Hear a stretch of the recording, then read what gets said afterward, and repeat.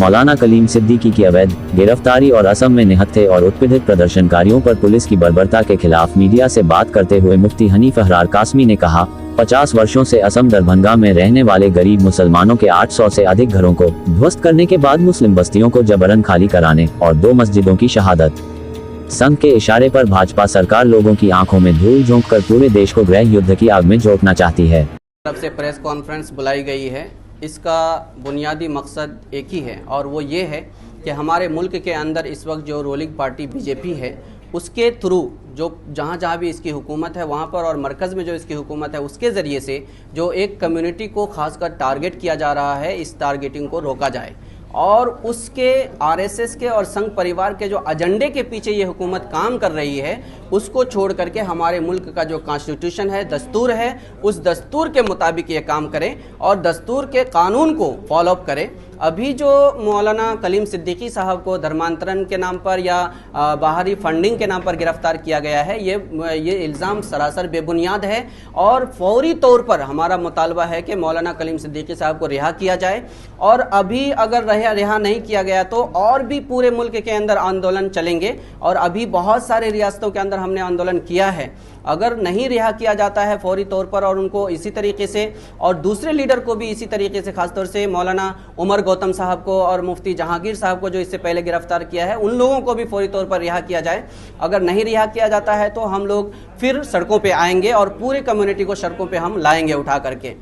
इसमें दूसरी बात हम अदालत से कह रहे हैं कि इस वक्त सारे मुल्क के का भरोसा और सबकी निगाहें अदालत के ऊपर टिकी हुई है कि अदालत जब कहीं पर जुल्म होता है, किसी के ऊपर भी जुल्म होता है तो अदालत उसके अंदर फौरी तौर पर मुदाखलत करे और मुदाखलत करके इंसाफ दिलाए। जब तक इंसाफ को हमारे मुल्क में आम नहीं किया जाएगा तब तक यहाँ के अवाम अमन और सुकून बाद अगर गलती निकलती है तो फिर कानूनी तौर पर उनको सज़ा दी जा सकती है। उनकी ही नहीं बल्कि किसी भी शहरी के खिलाफ अगर मुल्क के कानून के खिलाफ उनके पास सबूत मिलता है तो उनको कानूनी सज़ा दी जा सकती है। लेकिन मौलाना को कोई गलती ना होने के बावजूद भी रिमांड में डाल दिया गया है। ये हमारे मुल्क के लिए और दस्तूर के लिए इंतहाई ख़तरनाक है और हमारे जनरेशन के लिए बहुत ख़तरनाक है, इसलिए हम उसकी मुखालफत कर रहे हैं। और मौलाना कलीम सिद्दीकी के ताल्लुक से ये बताया जाता है कि उन्होंने जो है तब्दीली मज़हब की आड़ में जो है फंडिंग लाई है बैरून मुल्क से और बड़े पैमाने में फ़ंड आए उनके अकाउंट में। ईडी ने भी इंक्वायरी की, उसके बाद ये गिरफ्तारी पेश आई है, तो इस पर क्या कहना है? देखिए, ये असल में संघ परिवार का एक एजेंडा है। संघ परिवार जो लोग करते हैं पहले वो लोग उसके खिलाफ एडवर्टाइज़ करते हैं और उसका मकसद ये होता है कि उनका जो जुर्म है वो छुपा रहे, उसके ऊपर पर्दा पड़ा रहे। इसलिए वो लोग क्या करते हैं, अब लव जिहाद वो लोग कर रहे हैं। अभी देखिए बजरंग दल के लोगों को और हिंदू युवा वाहिनी के नौजवानों को ट्रेनिंग देते हैं, 5-5 लाख रुपए का चेक बांट रहे हैं और फिर वो बोलते हैं कि एक को बहका के लाओगे तो हम 3 महीना सिक्योरिटी देंगे, रहने पीने खाने पीने का और शादी ब्याह का सब इंतजाम करेंगे। अब समझिए कि लव जिहाद कौन कर रहा है। लेकिन लव जिहाद की मुखालफत में एडवर्टाइज किस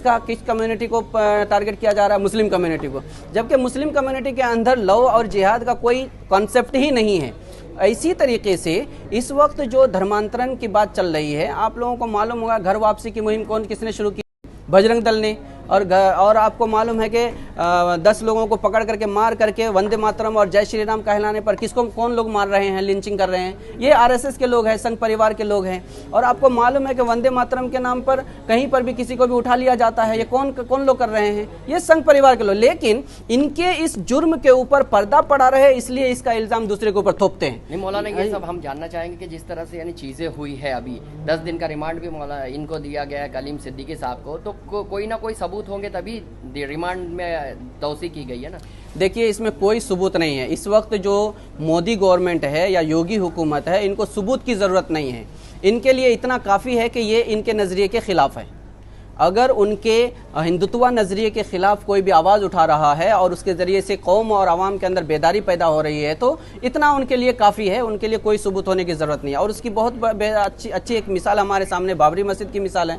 सारे सबूत उसके ख़िलाफ़ होने के बावजूद भी बाबरी मस्जिद दे दिया गया उन लोगों को मंदिर बनाने के लिए।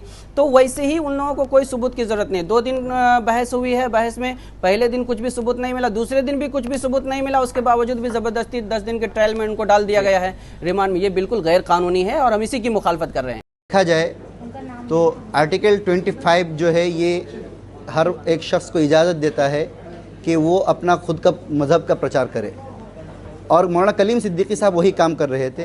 इनको क्या किया जा रहा है, टारगेटिंग ऑफ मुस्लिम कहते हुए मुस्लिम उलमा को निशाना बनाते हुए, जैसे पहले जो है मौलाना कलीम डॉक्टर उमर गौतम को निशाना बनाया गया, फिर जो है मुफ्ती जहांगीर को, उसी तरह आज मौलाना कलीम सिद्दीकी साहब को, ये 1 बाय 1 करके जो मुसलमानों के जो सफ़े अव्वल के जो लीडर्स हैं उनको उठाया जा रहा है। अब हो क्या रहा है, जो आवाम के अंदर, जो आसाम एक नॉर्थ ईस्ट का एक इलाका है जहाँ दरंग डिस्ट्रिक्ट है, दरंग डिस्ट्रिक्ट के 2 विलेज को पूरा साफ़ कर दिया गया, पूरा ख़त्म कर दिया गया, और उन्हें जो है आज ये ब्रह्मपुत्र नदी के किनारे पर रहने के लिए मजबूर कर दिया गया, जहाँ 4500 से ज़्यादा पीपल्स है, आवाम है, लोग हैं, और 800 से ज़्यादा घर हैं, और 4 मजहबी इबादत खानों को भी तोड़ दिया गया। 4 मजहबी इबादत खानों में से 3 मस्जिद है, 1 मंदिर है।